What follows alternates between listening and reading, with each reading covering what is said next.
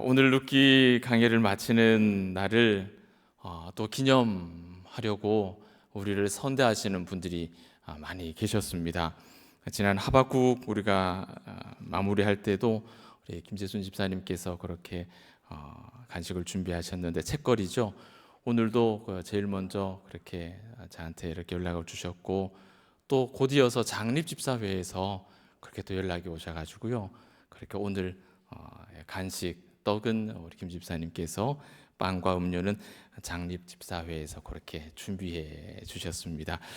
우리 교회에 이런 따뜻한 선대함이 마음이 따뜻해지고 또 감사해지는 그런 은혜로운 역사를 만들어내는 그런 저녁인 것 같아요. 힘을 내어 가지고 이제 오늘 마지막 강의를 달리도록 하겠습니다. 오늘 두 가지 꼭지를 살필 텐데 첫 번째는 회복이라는 것은 희생을 먹고 시작된다는 겁니다. 그냥 되는 게 아니고요. 마중물이 있어야 돼요. 옛날 그 시골에 펌프 기억나시죠? 이거 그냥 해가지고는 안 되죠. 안 된단 말이죠. 이거 뭐 해야 됩니까? 그 전에 물 한 방울씩 부어갖고 막 하면 물이 콸콸콸 쏟지 않습니까? 네. 회복은 희생을 먹고 시작됩니다. 교회가 회복이 되어야 된다. 우리 교회 학교가 회복이 되어야 된다. 여러분 그냥 되는 거 아닙니다. 어떤 희생이 필요해요. 희생. 스케이프고트가 필요해요. 희생양이 필요합니다. 희생양. 두 번째 곡지는 그러면 그 희생양이 뭐냐? 그 이야기를 오늘 두 가지를 살펴보려고 합니다. 첫 번째, 회복은 뭘 먹고 시작된다고요? 예? 희생을 먹고 시작된다. 희생을 먹고 시작된다. 보아스는 루세에게 기업 모르는 자가 되겠다고 약속을 합니다. 그런데 이 약속을 지키려면은 공개적인 절차가 필요했어요. 그냥 되는 게 아닙니다. 당시는 요즘처럼 법원이 없죠. 그러니까 이런 공개적인 어떤 확실한 누구도 의심치 않을 만한 공증이 필요한 이런 어려운 문제들을 해결하기 위해서 어떻게 했느냐? 사진 하나 보여드릴게요. 사진 3개가 나올 텐데 첫 번째 사진부터 하나 보여드릴게요. 똑같은 겁니다. 자, 보시면 저기 가운데 있는 게 성문입니다. 성문 옆에 그 그늘막 하나에서 뭐가 하나 있죠. 그죠? 뭐 보이시죠? 다음 사진 볼까요? 이렇게 생긴 겁니다. 왼쪽에 널찍한 길, 이 성문이 있고 성문 바로 옆에 저렇게 그늘막처럼 이렇게 텐트처럼 하나 만들어서 계단처럼 저 뭐 하나 만들어 놓은 거 있죠. 저게 성문에 만들어 놓은 의자입니다. 마지막 그림 보여드릴게요. 여기서 어떤 일이 있었냐 이런 겁니다. 장로들이 문 앞에 저기 성문 옆에 저런 의자를 만들어 놓고 좀 전에 보셨던 천막 같은 거 만들어 놓고 저기서 뭘 했느냐 이런 문제들을 해결했다는 거예요. 사람들을 모아놓고 이런 문제가 있는데 우리 베들레헴 공동체에 우리 가정에 이런 문제가 있는데 보시오 이거 어떻게 하면 해결을 하겠소? 이러하면 되리다. 그럼 누가 증인이요? 이곳에 있는 우리가 증인입니다. 이렇게 문제를 해결해 갔다는 겁니다. 그래서 오늘 보아스가 성문의 자리를 잡았다는 것은 이런 이야기입니다.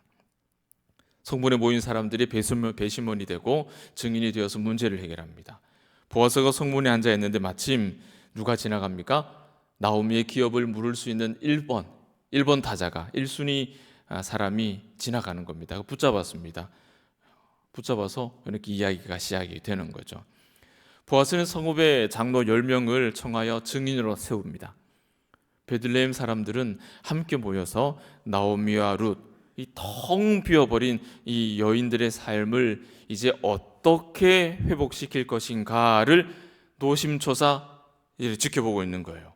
마치 정말 아슬아슬한 영화의 그 마지막 결론이 어떻게 될까 막 숨죽이고 집중해서 결론이 어떻게 될까 들여다보는 것처럼 이 베들레헴 사람들이 나오미와 룻이 돌아온 거 알거든요. 막 환영했죠. 그런데 나오미가 나는 환영받을 그럴 사람이 아닙니다라고 그렇게 얘기를 했지 않습니까? 이 문제를 이제 이 모든 사람이 모이는 이 자리에서 우리 공동체가 이 두 여인의 문제를 절망을 어떻게 해결할 것인가 이 베들레헴 공동체 사람들은 그거 지금 지켜보고 있는 거예요. 만일 두 사람이 회복되는 것을 목격하게 된다면 그들은 어떤 마음을 품겠어요? 내 안에 있는 절망도 어떤 헤세드를 통해 회복될 수 있겠구나라는 희망을 가지게 되는 겁니다. 희망을 가질 수 있게 되는 거예요. 굉장히 중요한 자리라는 거예요. 베들레헴의 장로들과 사람들이 모였습니다. 어쩐 일인가, 무슨 일인가. 누구나 이런 상황에서 사람들이 웅성웅성 모이게 되면은 이게 상황이 예사롭지 않구나라는 걸 직감할 수 있는 그런 상황이에요. 사회를 맡은 보아스가 1번 타자 1순위 우선순위를 가진 사람에게 질문합니다. 모압에서 돌아온 나오미라는 여인이 있는데 우리 집안 엘리멜렉의 우리 형제의 사람이다. 당신이 그 가문을 회복할 권한을 가지고 있는데 어떡할 거냐? 기업을 물을 것이냐? 네가 하지 않으면 내가 하겠다. 그렇게 묻는 겁니다. 나오미와 엘리멜렉이 모압으로 가면서 여러분 자기가 가지고 있는 땅을 이미 팔았든지 아니면 토지, 땅 문서는 가지고 있는데 그 땅의 경작권, 추수권을 팔았든지 뭐가 돼 둘 중에 하나거든요. 뭐가 됐든지 간에 지금은 권리가 없는 거예요. 땅에 대한 권리도 없고 땅은 가지고 있지만 거기서 농사 지은 것을 가지고 올 추수할 권리가 없거나 둘 중에 하나입니다. 그러니까 아무것도 땅이 있어도 뭐 쌀 한 톨 먹을 수가 없는 거예요. 지금 땅을 회복하든 경작권을 추수권을 회복하든 지금 나오미에게는 살아갈 방법이 없는 것이고 살아가기 위해서는 이것을 되찾아야 되는 거예요. 되찾아야 되는 거예요. 그런데 그걸 되찾으려면 재물이 필요하거든요. 그러니 나오미 입장에서는 아무것도 할 수 없는 거예요. 재물이 필요했거든요. 그걸 대신 나에게 사줄 사람이 필요했다는 겁니다. 기업 물을 1순위 남자는 고민에 빠집니다. 이리저리 이제 이해득실을 이제 계산기를 두드리겠죠. 이걸 하면은 내가 이득이 될까 안 될까? 이 땅을 내가 이렇게 하면 그럼 내가 장기적으로 이 땅으로부터 나오는 경작의 소출을 가지고 더 이익이 될까 안 될까 막 계산을 두드립니다. 결론이 났어요. 나에게 이익이다. 내가 기업을 물으겠다라고 얘기를 합니다. 그런데 보아스가 그 순간 다른 조건 하나를 더 설명을 하죠. 죽은 자의 아내, 그러니까 모압 여인 룻에게서 그 땅을 사서 그 죽은 자의 기업을 그 이름으로 잊게 해야 된다. 이 무슨 소리냐 간단하게 말씀드리면 모압 여인 룻도 네가 책임져야 된다. 그 여인도 책임져야 되고 그 여인과 사이에서 나오는 모든 후손들의 삶도 네가 책임져야 된다. 다 네 게 아니고 사실 말하면 네 거는 없고 다 뺏기는 거다. 네가 돈 들여서 다른 사람 땅 대신 사주고 그냥 다 뺏기는 거다. 이 얘기예요. 1순위자가 다시 고민을 하죠. 그러다가 결론이 뭡니까?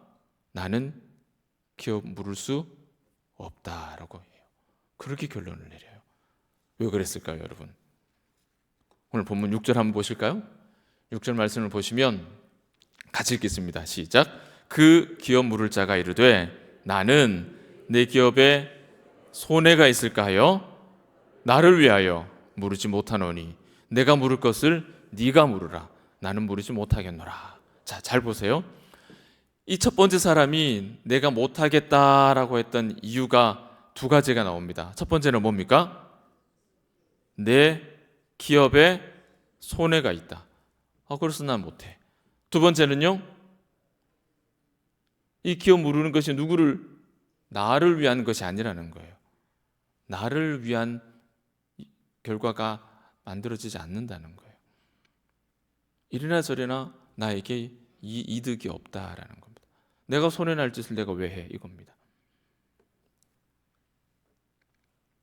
자신을 위해서 책임을 피하겠다. 여러분 이게요. 지금 우리가 이 룻기를 이렇게 공부했으면 이 사람의 이야기는 충격적인 이야기로 들려야 돼요. 왜냐하면 지금까지 우리는 그 반대의 사람들의 이야기를 계속 들어왔거든요. 룻, 나오미를 선대하는 룻, 그 룻을 선대하는 보아스. 이 사람과는 정반대의 사람 이야기를 듣고 있는데 거기에 익숙해져 있는데 우리는 갑자기 너무 우리랑 비슷한 사람 이야기를 보는 거예요. 갑자기 내한테 손해가 될 일은 난 안 해.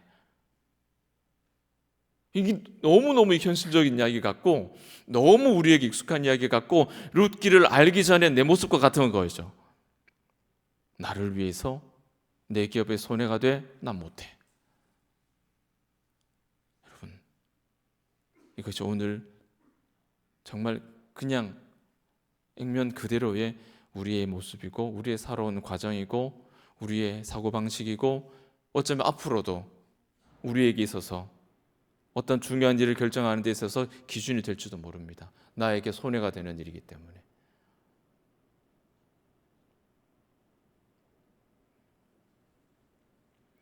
만일 룻과 결혼해서 룻이 아들을 낳으면 재산을 그 아들에게 줘야 됩니다. 게다가 룻은 이방 여인이죠. 그것도 모함 여인입니다. 그러니 룻과 결혼해서 산다는 것은 실질적으로 고통의 나날이 될 가능성이 대단히 높죠. 이미 말씀드렸습니다. 모함 여인을 이스라엘은 총회에도 못 들어오게 한다고요. 친분도 있죠. 친분이 있지만 엄청나게 싫어요. 너무너무 싫어하죠. 민수기를 보면 민수기 22장을 보면 발람의 저주 사건도 나오지 않습니까? 발람을 시켜서 이스라엘을 저주하라고, 그죠? 막 그런 이야기도 나오지 않습니까? 아무리 룻이 멋진 사람이라 하더라도 이 모함 여인 룻과 결혼해서 산다는 것은 이스라엘 남자에게서는 굉장히 어려운 일인 거예요. 쉬운 일이 아닙니다. 사회적인 그 지탄과 불편함과 재산적인 손해, 여러분 이건 상상할 수 없는 거예요. 그럼에도 불구하고 보아스는 룻을 택합니다. 보아스에게는 기업의 손해가 없을까요? 자신에게 어떤 유익이 손에 딱 잡힐까요? 아니요. 첫 번째 사람과 보아스에게 주어지는 결과는 똑같아요. 지금 이 위치에서 그 결과를 경험하지 못한 현재 상황에서 계산기 두드려서 나오는 결과는 똑같다고요. 똑같은 결과라고요. 그런데 보아스는 룻을 택하죠. 왜? 그는 멋진 남자거든요. 그는 선대하는 사람이거든요. 그는 하나님의 보호하심을 아는 사람이거든요. 여호와의 날개 안에 들어간다는 게 무언지를 아는 사람이기 때문에 그 기업의 손해와 나를 위해서 아무런 이득이 없는 게 아무 문제가 되지 않았다는 이야기입니다. 기업 물음을 증언하는 방법으로 7절과 8절에 신발 이야기가 나옵니다. 1순위자는 증인들 앞에서 신발을 벗어주면서 당신이 이 기업을 나를 대신해서 사라 말합니다. 보아스는 이제 비로소 그 사람이 포기함으로 룻에게 약속한 기업 무르는 일을 할 수가 있게 된 거죠. 세상에 그 손해를 다 볼 걸 뻔히 알면서 이렇게 기뻐하는 사람을 바보 천치가 아닌 이상, 그죠? 아마 보아스는 장로들과 구경하는 그 베들레헴의 사람들에게 1순위자가 벗어준 그 신발을 보여주면서 여러분 이 신발 보셨죠? 이 신발이 내 신발이 아니고 저 양반 신발입니다. 이 신발 저 양반이 벗었습니다. 보셨죠? 확인하셨죠? 이제 제가 이 사람을 대신해서 나오미의 기업을, 룻의 기업을 제가 대신 물을 것입니다. 사람들 앞에 흥분하여서 이제 내 순서가 왔습니다라고 그렇게 말하지 않았겠습니까? 그리고 약속을 이행하죠. 엘리멜렉의 가문 그 재산을 모두 다 사들입니다. 그리고 룻과 결혼해서 죽은 자의 이름으로 재산이 이어지도록 합니다. 보아스는 그런 사람이었어요. 백성들과 장로들은 우리가 증인이요 라고 말했겠죠. 그리고 보아스 룻을 축복합니다. 11절 말씀을 보면 장로들과 백성들이 룻을 어떻게 축복하는지 아세요? 룻을 축복하는데 두 여인의 이름을 등장시킵니다. 어떤 여인의 이름이 나옵니까? 라헬과 레아가 나오죠.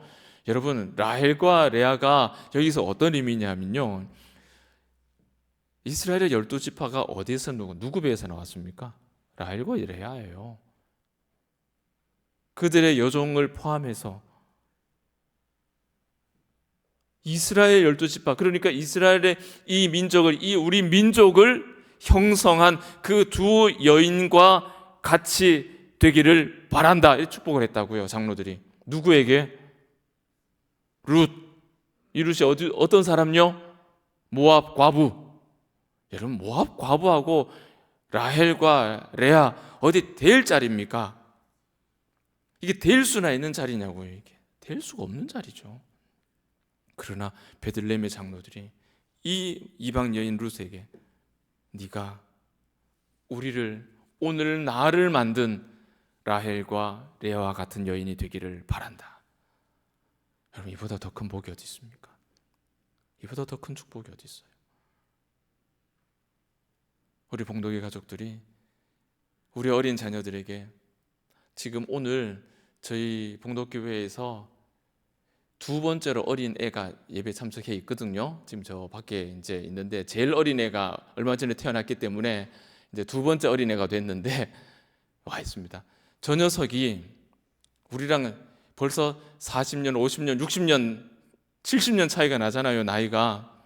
저 녀석이 어른이 됐을 때, 성인이 됐을 때 우리 봉독교회에 지나간 어른들을 생각하며 여러분들을 믿음의 조상 아브라함과 같이 여길 수 있는 그런 복이 여러분에게 있기를 축복합니다. 여러분들이 아브라함과 같은 사람들이 되시면 좋겠어요.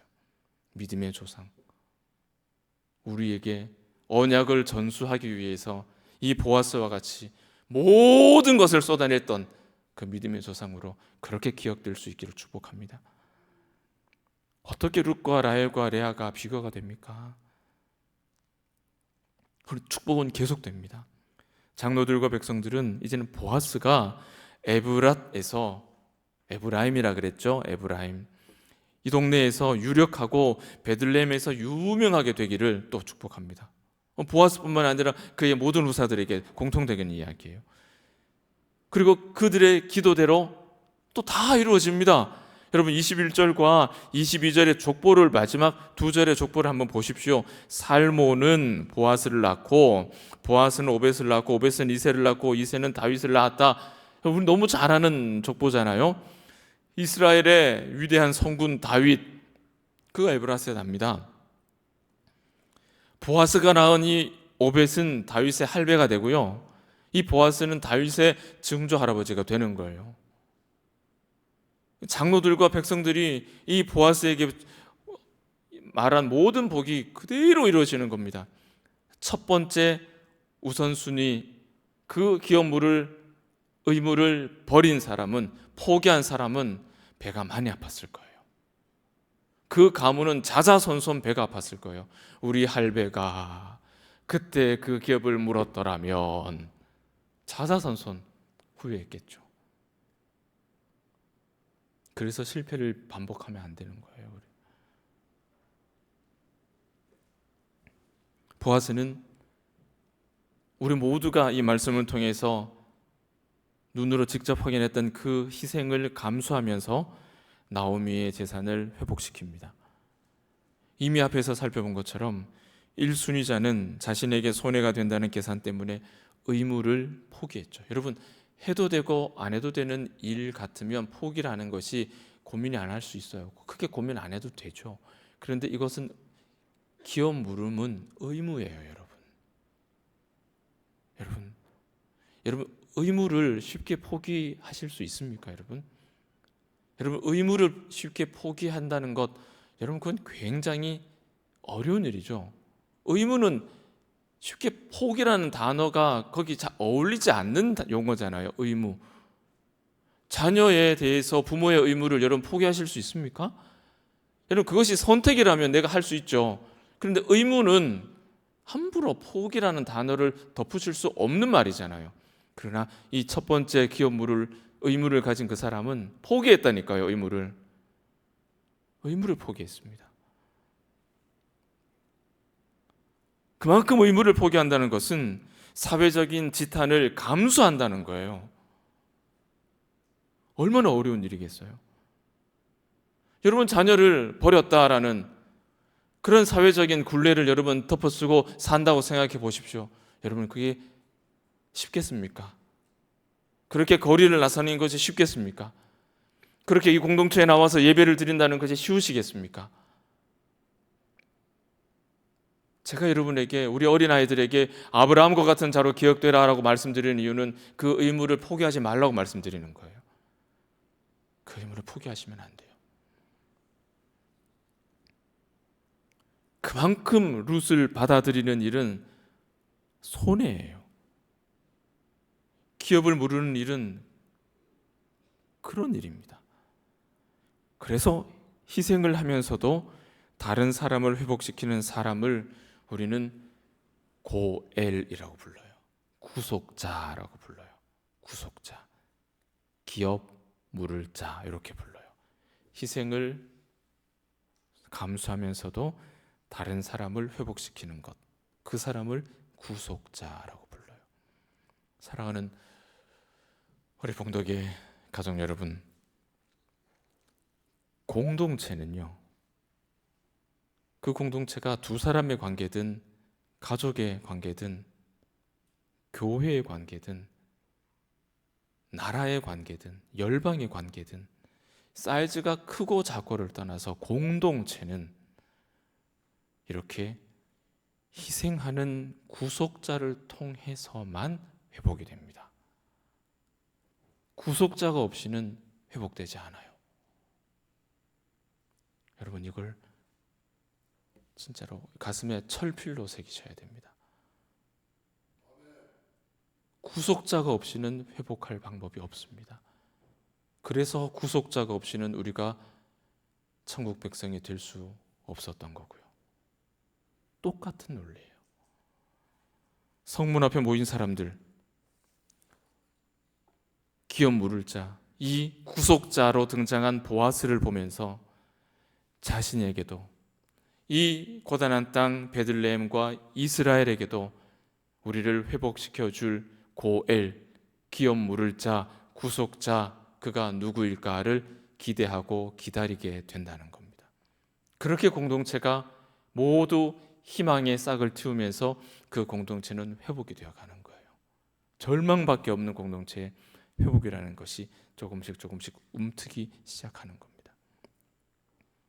예수님을 찾아왔던 부자 청년 이야기 여러분 기억나십니까?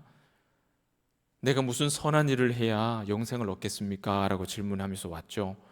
예수님은 계명을 지키라, 10계명의 일부를 이렇게 말씀하십니다. 살인하지 말라.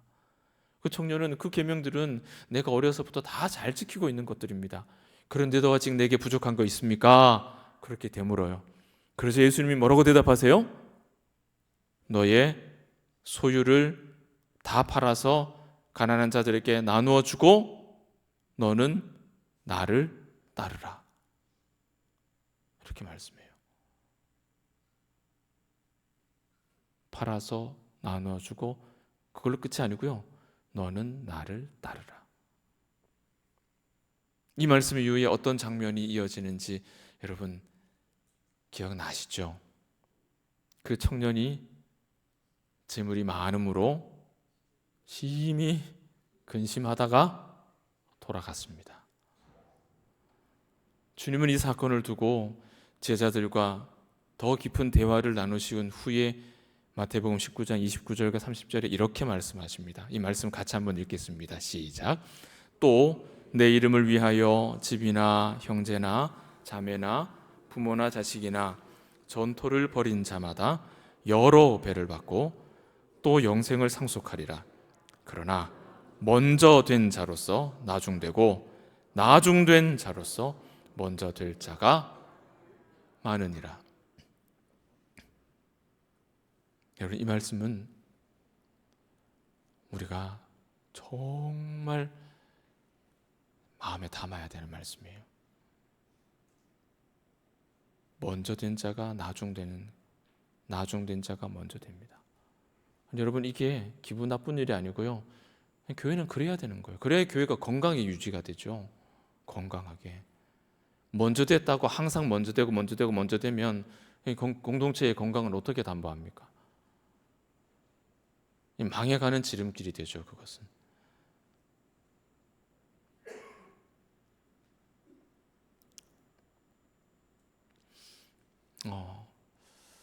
부교육자분들한테 간혹 이제 제가 비정기적이지만 이렇게 좀 이렇게 목양 지도를 할 때 이런 이야기를 드린 적이 있습니다. 이런 마이클 조던 아시죠? 농구 선수 마이클 조던. 미국 프로농구의 전설이죠. 한두 사람이 아니죠. 그런 미국 프로농구의 엄청난 그 레전드들을 이 사람들을 다 배출한 유명한 농구 코치가 있습니다. 존 우드라고 하는 코치가 있는데 그 양반이 특강을 했어요. 미국에 있는 유명한 이름만 들어도 다 아는 유명한 농구 선수들이 존경하는 스승님으로부터 또 한 수 배우겠다고 막 몰려왔어요. 강의를 들으러. 그 감독이 그 기라성 같은 선수들을 다 불러놓고 뭘 가르쳤는지 아십니까? 양말 신는 법을 가르쳤습니다. 농구화를 신기 전에 경기장에 들어가서 농구화를 신고 경기를 하기 전에 양말을 어떻게 신는지 그거 하나를 가르쳤어요. 양말을 똑바로 신어야 신발을 제대로 신어지고 그래야지 경기를 뛰는데 불편함이 없다. 양말 신는 법을 가르쳤다고요. 그러면서 뭐라고 얘기했는지 아십니까?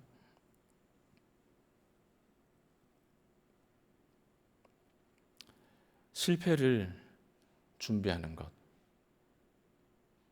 정확하게 말씀드리면 준비하는 걸 실패하면 그것은 실패를 준비하는 것이라고 가르쳤어요. 여러분, 실패라는 게 이미 답은 정해져. 이건 실패야. 근데 그 실패를 열심히 준비한다고. 여러분, 이게 지혜로운 삶입니까? 미련한 삶입니까? 미련한 삶이죠. 실패를 준비하는 거. 실패를 왜 준비합니까? 성공을 준비해도 모자랄 시간에 실패를 준비하는 삶을 우리가 사는 경우가 너무 많다는 거예요.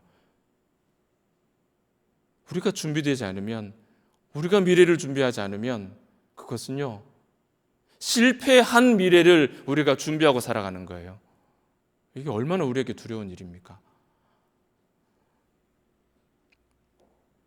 신앙의 기본은 내가 다 행하고 있다고 말했던 이 청년, 사실은 신앙의 기본 중엔 기본인 자기 희생, 헤세드, 선대를 못하고 있는 사람이었어요. 그는 나는 신앙의 기본을 다 하고 있다고 생각했지만 그것은 실패를 준비하고 있었던 인생이에요. 정작 신앙의 기본은 그에게 갖춰져 있지 않았기 때문이죠. 그러나 제자들은, 예수님은 자기를 희생했습니다. 손해보는 그 길을 따라 나선 거예요. 제자들은. 주님은 그들이 잃은 것을 여러 배로 되돌려 받을 것이며 영생을 상속받을 것이다 라고 약속하셨습니다. 그리고 기본을 지키고 있다 하고 만족한다면 여러분, 그는 결국 나중에 될 것입니다. 나는 충분히 기본을 지키고 있고 잘하고 있다고 만족하고 있다면 여러분, 그런 자는 나중에 될 거라고요. 오늘 말씀이 기록하죠. 먼저 된 자가 나중에 된다고. 나중된 자가 먼저 되는 자가 많다라고 하셨어요. 희생하느라 몸과 마음에 고단함이 있는 분이 이 자리에 계시면 여러분, 그분은 먼저가 될 것입니다. 그런 교회가 되어야 되고, 반드시 그런 교회가 되어야 되고, 또 그런 교회를 만들어 갈 거예요. 희생 없이 먼저 되지 않게 할 것입니다. 이것이 첫 번째 곡지였고요. 두 번째 곡지는, 그러면 진정한 회복자는 누군가? 보아스는 룻과 결혼하죠. 아들 낳습니다. 13절에서 여호와께서 그로 잉태케 하셨다라고 말하죠. 이렇게 태어난 아들이 나오미의 생명의 회복자가 됩니다. 풍족하게 나갔다가 텅텅 비어서 나온 나오미예요. 그런데 지금 하나님께서 이 룻과 보아스라고 하는 헤세드를 베푸는 사람을 통해서 그의 텅 비어 있는 곳을 생명으로 다시 가득 채우는 모습이에요.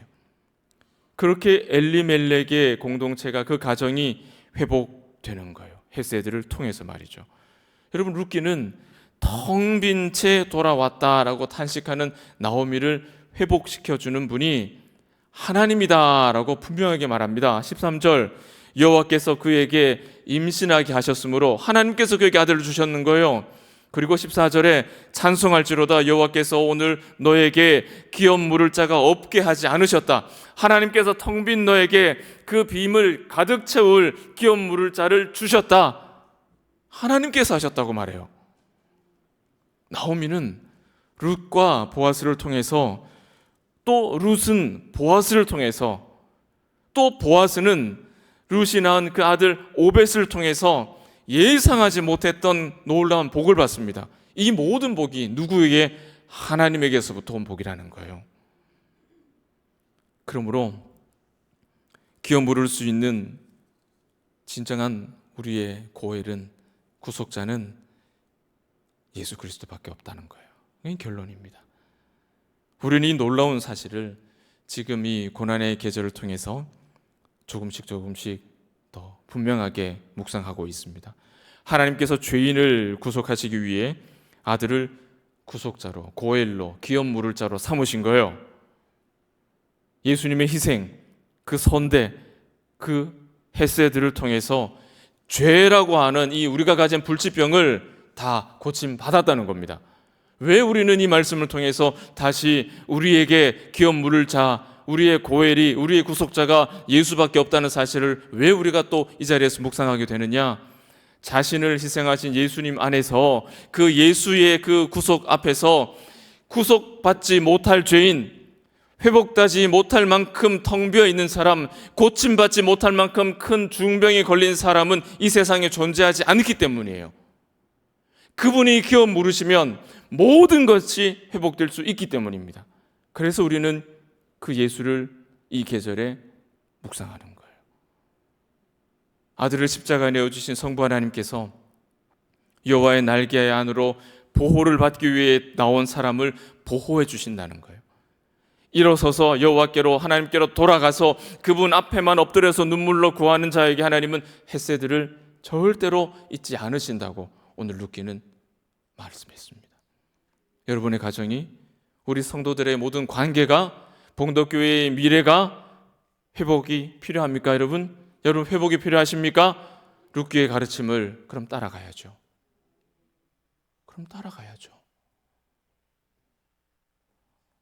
하나님께로 다시 돌아가야 됩니다. 다시 헌신해야 됩니다. 여호와의 날개 안으로 들어가야 됩니다. 다시 멋있는 유력한 남자가, 현숙한 여자가 되어야 합니다. 이와 같이 우리에게 헤세드가 회복이 될 때 가정과 관계와 우리 교회가, 나라와 민족이, 열방이 그때 비로소 회복이 되는 거예요. 말씀을 맺습니다. 룻기 강해 이제 2분 있으면 끝납니다. 룻기는 모든 사람이 복을 받는 해피엔딩으로 성경이 끝이 나요. 다 복을 받는 즐거운 내용으로 끝이 납니다. 그런데 여러분, 이 엄청난 이 기쁨과 행복과 즐거움 안에 뭐가 있습니까? 헤세드가 있죠. 누군가의 헤세드가 있어요. 누군가의 선대가 있어요. 누군가의 희생이 있어요. 누군가의 손해가 있다고요. 누군가의 눈물이 있다고요.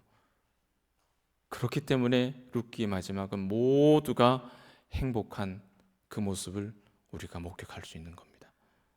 자신을 희생해서 자신보다 약한 사람을 도운 헤세드의 사람이 이 룻기 안에 있다고요. 말씀드렸죠. 우리 안에는, 우리는 그런 헤세드를 경험할 수 없을까라고 한번 질문 드린 적이 있습니다. 우리 봉독교회는 이 헤세드를 맛볼 수 없을까? 우리 봉독교회의 미래는, 우리 저 어린아이는 우리 믿음의 조상들을 통해서, 바로 우리를 통해서 그 헤세드를 맛볼 수 없을까? 저는 있다고 믿어요. 충분히 우리는 그렇게 할 수 있다고 저는 생각합니다.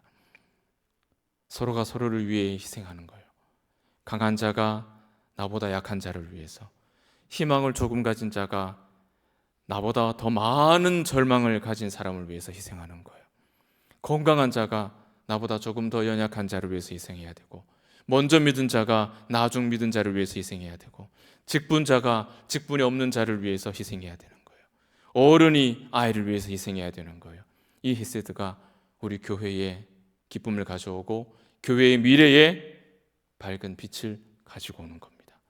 사랑하는 여러분, 우리 교회에 헤세드가 보이지 않는다면 우리 교회는 재건되지 않을 겁니다.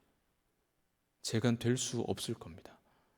우리 생각대로 설마 그렇게 해서, 아니요, 헤세드가 없이는 회복은 일어나지 않아요.